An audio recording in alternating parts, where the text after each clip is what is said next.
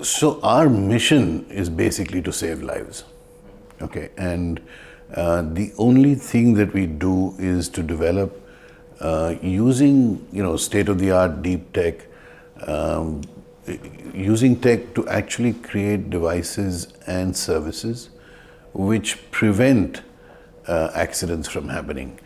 And we do that by actually actively improving driver behavior in real time, right? So using vision-based AI and machine learning, we have the ability through our device to capture two views. The first view being the state of the vehicle with respect to other things on the road, right? Whether it is pedestrians, whether it is stop signs, speed signs in the Western world where signs are more consistent, traffic lights, etc. In India, following distance, collision warning, all this is done through one part of the device which looks outside the vehicle. We have another camera which looks at the driver, right, and monitors seat belts, monitors talking on the phone, whether they're distracted or drowsy, and so on, multiple other factors. And whenever there is an infraction, either on the outward-looking camera or the inward camera, immediately there is an in-cabin alert, right, which then alerts the driver to a situation which is impending and allows him to correct, if possible, that behavior, right, so that an accident is averted.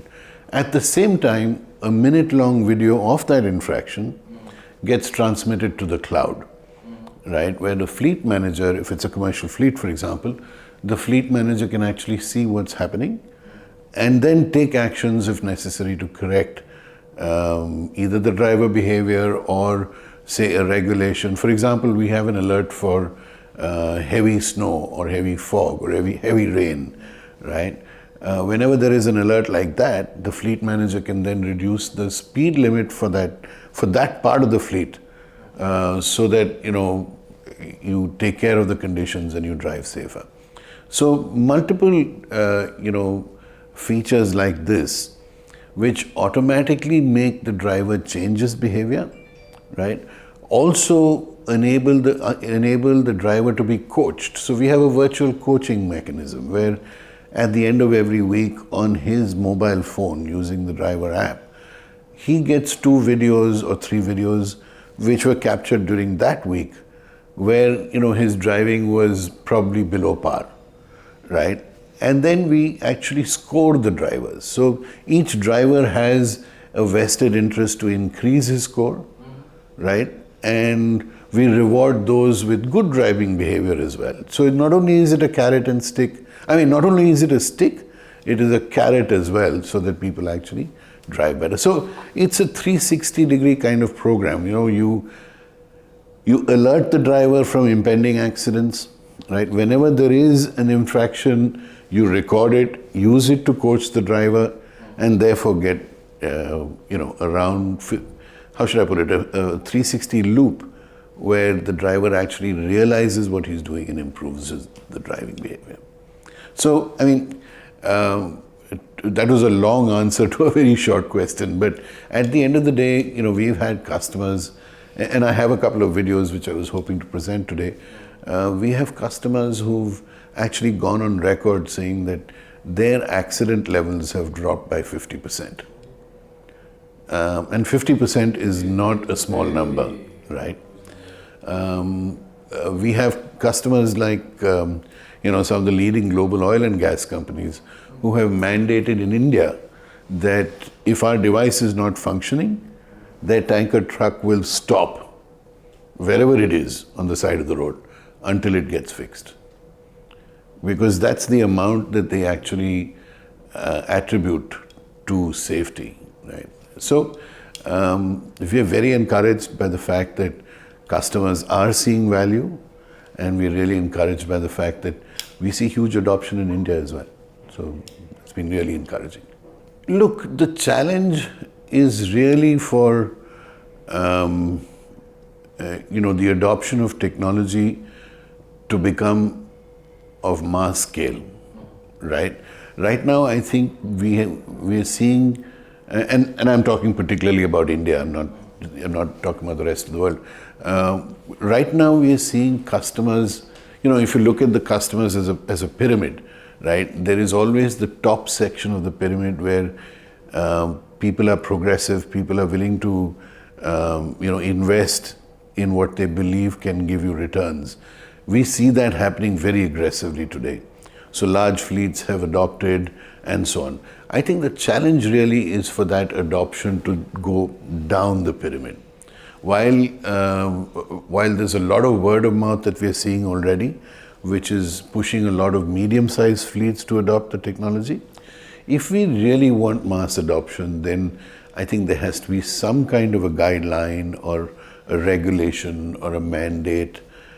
To some degree becomes a forcing factor for customers to actually adopt. Let me give you an example, right? Suppose you're in a vehicle which is on the highway and you're driving too close to the vehicle in front of you, right? Now, capturing that and, analyzing it post facto is useful, yes, but that's not preventive, right? What we do is we use the algorithms that we've developed are actually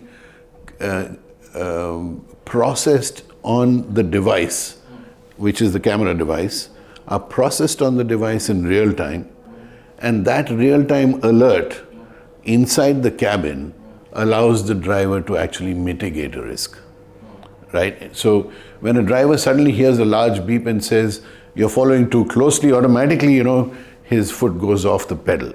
There's an audio alert, right?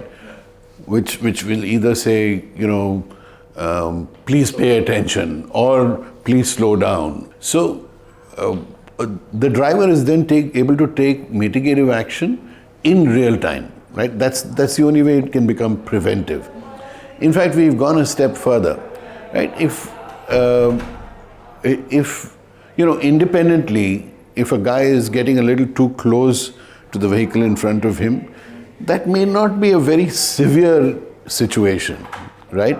But imagine a case where a guy is too close to the vehicle in front of him and is also talking on the phone, right? We actually recognize both these situations.